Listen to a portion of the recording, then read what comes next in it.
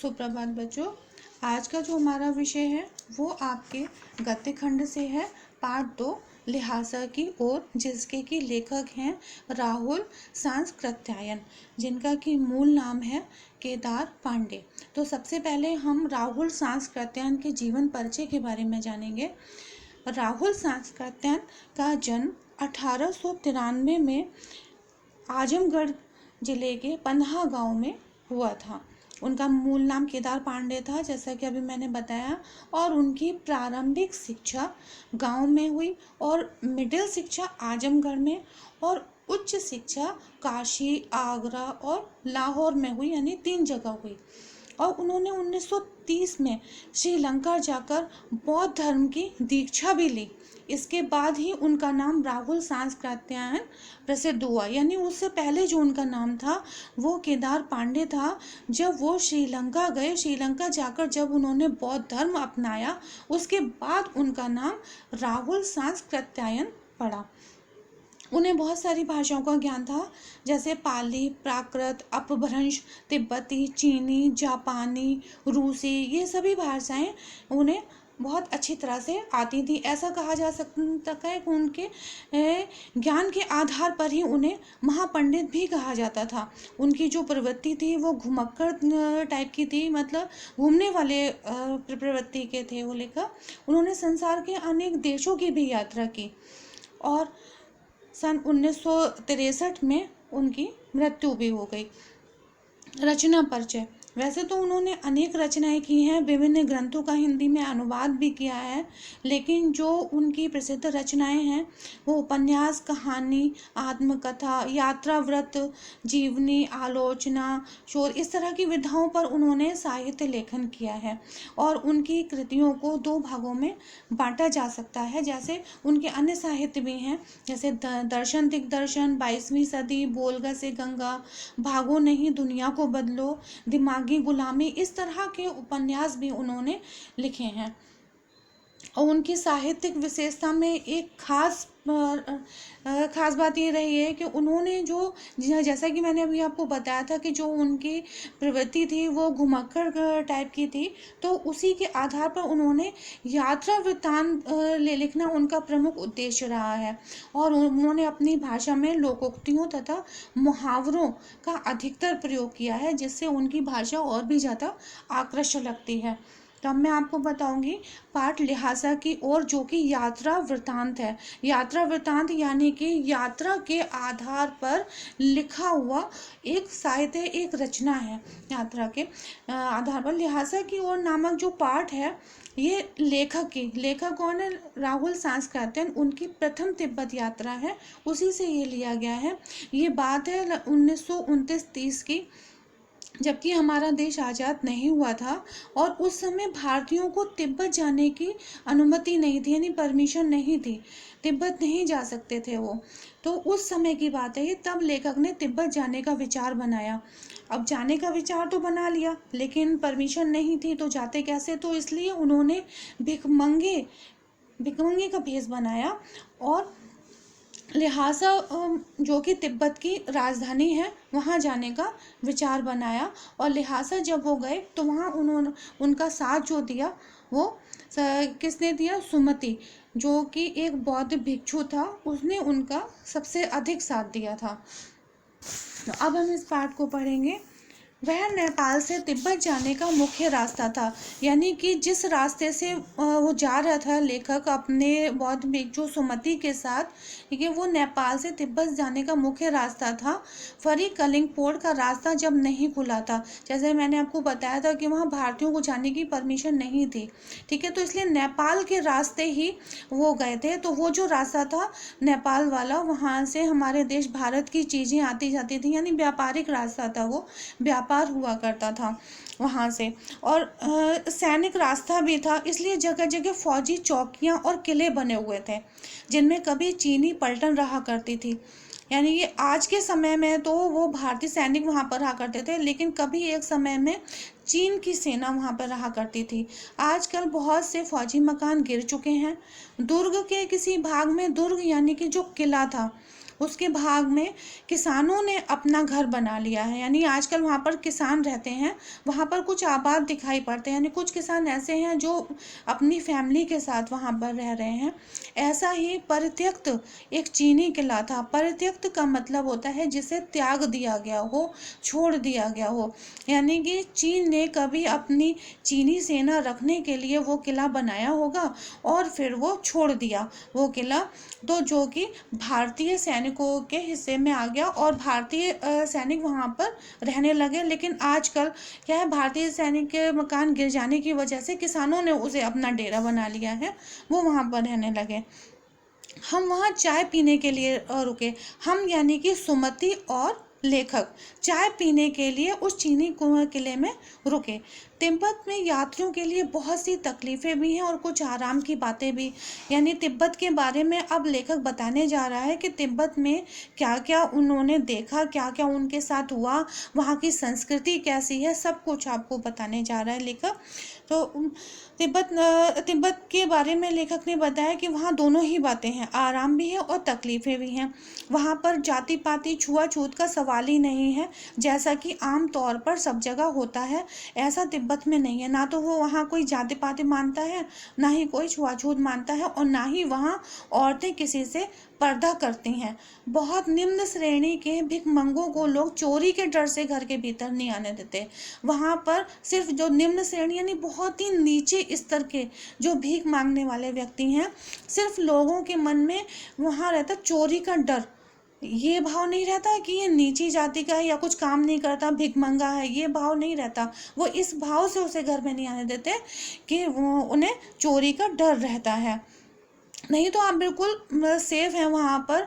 और अगर आपका व्यक्तित्व ठीक ठाक है, आपकी वेशभूषा ठीक है, तो आप घर के अंदर भी जा सकते हैं बिना किसी की इजाज़त लिए, भले ही आप अपरिचित हों। तब भी घर की बहू या सास अपनी झोली में से चाय दे सकते हैं, यानी कि अगर आपको किसी के घर जाकर वहाँ चाय बनवानी हो तो आप अपने पास से चाय देकर किसी भी घर में जाकर किसी की भी बहू से चाय बनवा सकते हैं। ऐसा तिब्बत का माहौल था। वहाँ बिल्कुल भी पर्दा प्रथा नहीं थी और वो आपकी चाय पका देगी और मक्खन सोडा नमक जो भी आपको देना हो वो भी दे सकते हैं। वो अपनी चोड़ी, जो कि एक तरह का बर्तन होता है जो कूटने वाला, ठीक है, वो दूध वाली चाय आपको बनाकर दे देगी। वहाँ एक मिट्टी के टोटीदार बर्तन चलते हैं जिसे खोटी बोला जाता है।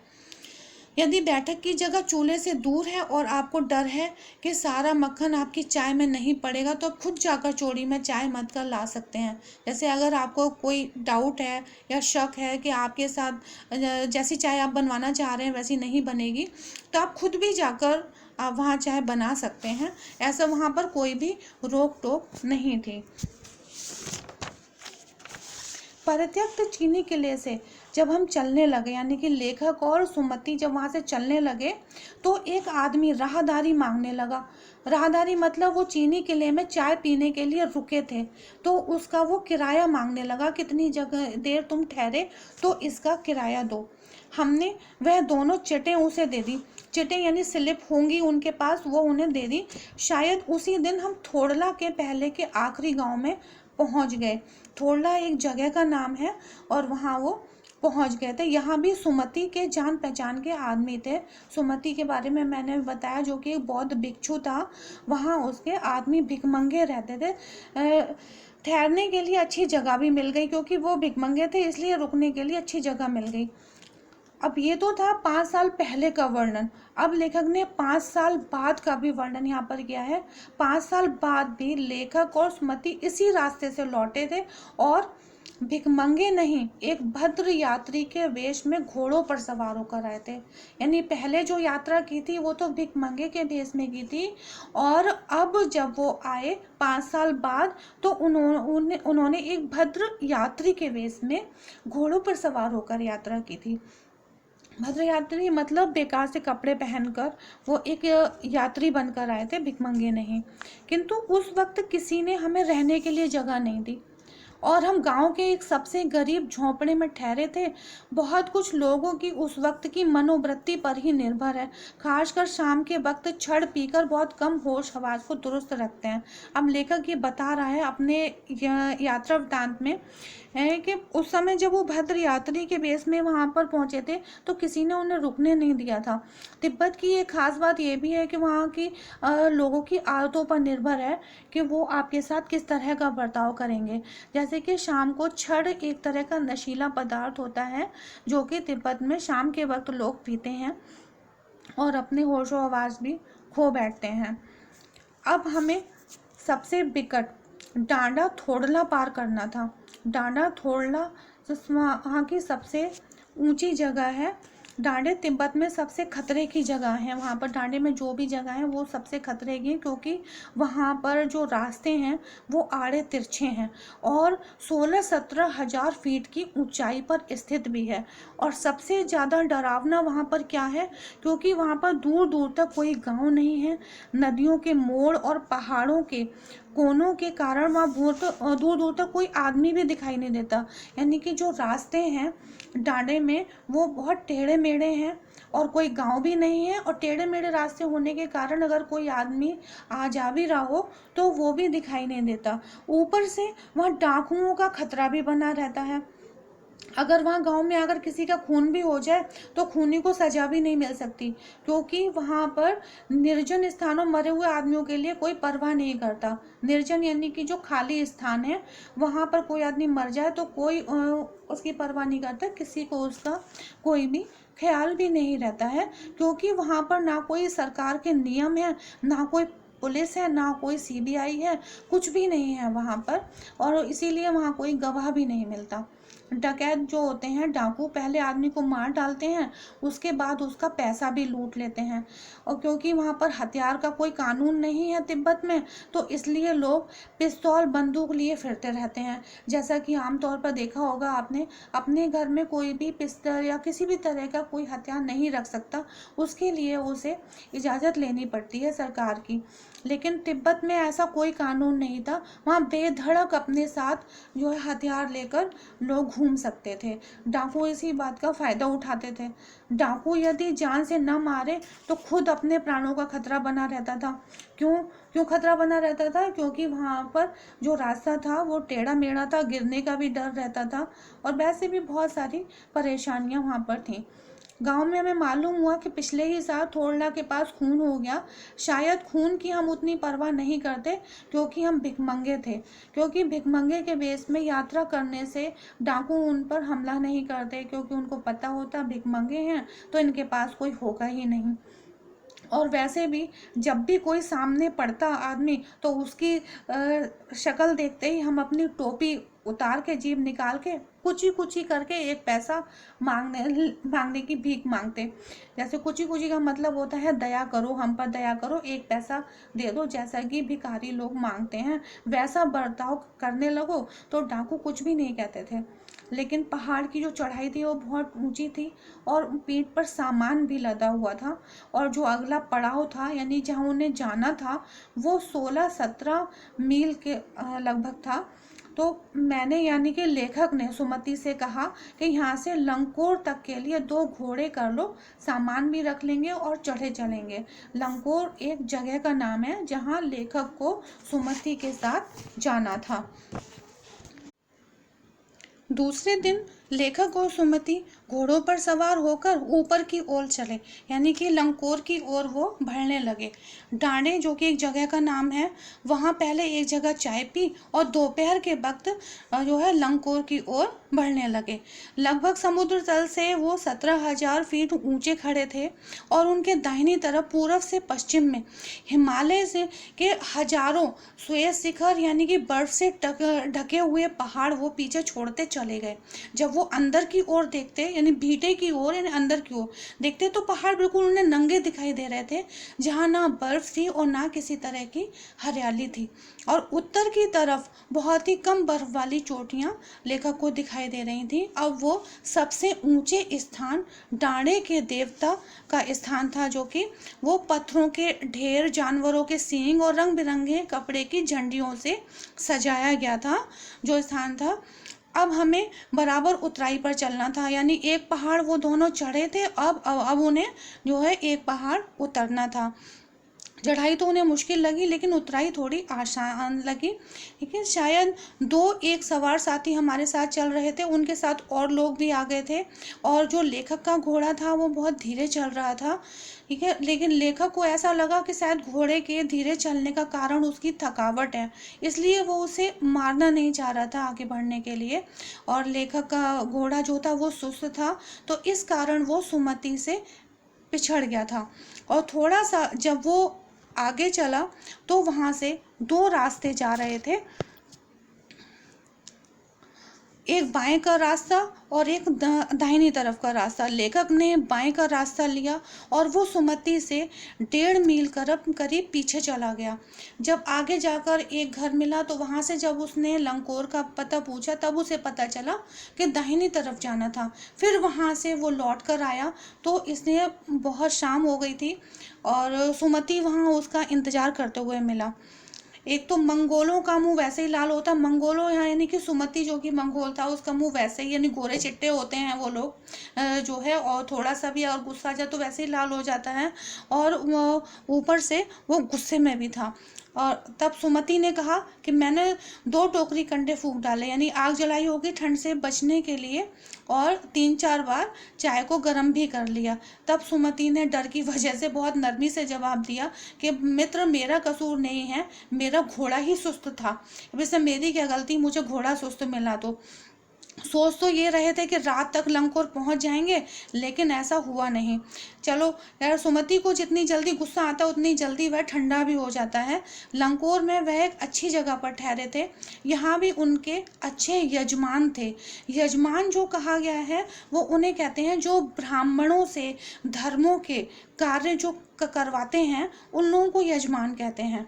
ठीक है, तो जो मित्र था लेखक का सुमति, तो उनकी बहुत जान पहचान थी, तो जो यजमान थे बहुत जान पहचान के थे उनके, तो उन्होंने चाय सत्तू खाया। सत्तू जो कि खाने का एक पदार्थ होता है, और रात को गर्मा गर्म थुक्पा भी मिला। थुक्पा भी एक तरह का तिब्बत का खाद्य पदार्थ ही है। अब हम टिहरी के विशाल मैदान में थे। टिहरी के बहुत बड़े मैदान में दोनों पहुंच चुके थे, जो कि पहाड़ों से घिरा हुआ टापू था। टापू तो आप सभी जानते होंगे, एक तरह का आइलैंड, जिसमें दूर एक छोटी सी पहाड़ी मैदान के भीतर दिखाई पड़ती है। उसी पहाड़ी का नाम है टिहरी समाधि गिरी। और जो आसपास के गांव थे वहां पर भी सुमति के बहुत सारे जान पहचान के यजमान थे। वहां पर एक रिवाज थी, वो रिवाज थी कपड़े की पतली पतली चिरी बत्तियों के गंडे खत्म नहीं हो सकते थे, क्योंकि बोध गया से लाए कपड़े के खत्म हो जाने पर किसी कपड़े से बोध गया का गंडा बना लेते थे। तो वहाँ ये रिवाज था कि वहाँ गंडे बांधे जाते थे जो कि बोध गया से लाए जाते थे। वहाँ के लोगों का ऐसा मानना था कि पतली पतली जो है चीर जैसा कपड़े को चीर कर तो उन्हें मतलब पतली जैसी बत्ती बना लेते हैं, इस तरह से उस कपड़े की बना लिया करते थे। और कभी ना खत्म होने वाले, यानी कभी वो मिटते नहीं थे, हर समय वैसा ही गंडा एक लोग बांधे रहते थे। वह अपने यजमानों के पास जाना चाहते थे। मैंने सोचा ये तो हफ्ता भर उधर ही लगा देंगे, यानी सुमति जो उनके जान पहचान के यजमान थे, सुमति वहाँ जाना चाहते थे। लेकिन लेखक ने ये सोचा अगर ये अपने यजमान के पास चले गए तो हफ्ता 10 दिन वहीं लगा देंगे और हमें देर हो जाएगी। तब मैंने उनसे कहा कि जिस गांव में ठहरना हो उसमें भले ही गंडे बांट दो, मगर आसपास के गांव में मत जाओ।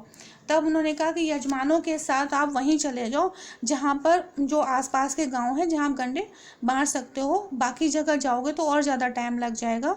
ठीक है, ऐसा लेखक ने सुमति से कहा। तब लेखक ने कहा मैं तुम्हें लिहाजा पहुंचकर पैसे दे दूंगा। सुमति ने लेखक की बात मान ली।